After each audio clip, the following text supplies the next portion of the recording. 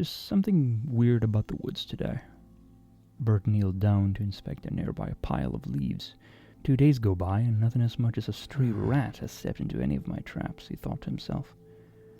There's usually a whole litter of critters around these parts this time of year, but recently the woods around Disparata have gone completely silent. No deer, boar, or smaller critters.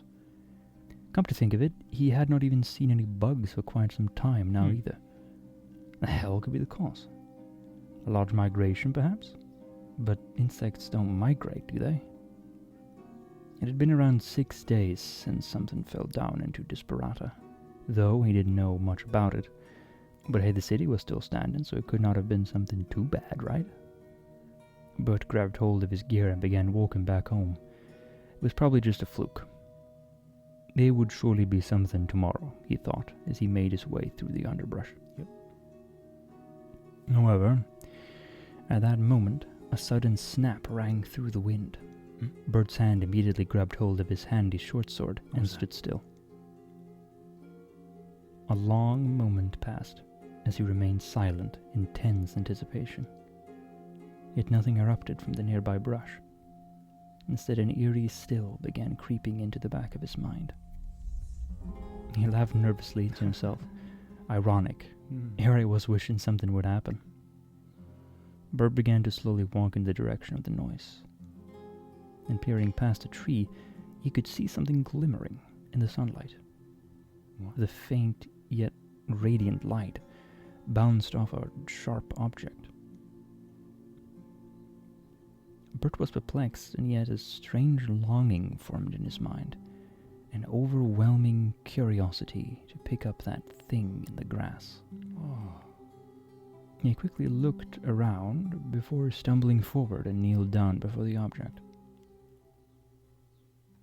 It was a rock, or maybe a crystal. It was marvelous to look upon, as a multicolored hue danced across its translucent surface.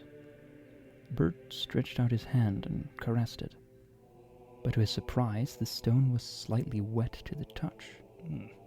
Grabbing hold of the wondrous thing, he sat down in the grass and stared at it, into it. It was as if he could almost see the ocean in the rock. And then he blinked, and were somewhere else entirely. What? He quickly looked around himself in confusion. An endless expanse of clouds, colors and shapes, flowing and changing in shape. He floated in midair. Staring at his feet, he could not see a floor, just more of that endless sea of something. What the hell? Bert took a step forward and found himself emerging from a lake of dark water. Then turn around and see a vast black void heading towards him. In a moment, he was in that space of colors, and then plunged into an abyss. He once more looked down. He could not see his feet.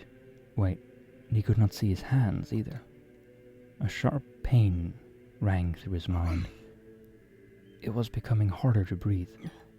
He desperately tried to run, scream, anything, but there was nothing. No light, no feeling, no body. He slowly closed his eyes. His consciousness slipped away, and he was lost. I awake to nothing. I think of nothing.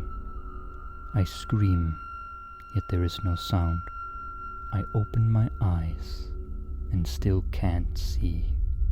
I am lost in a dark dream.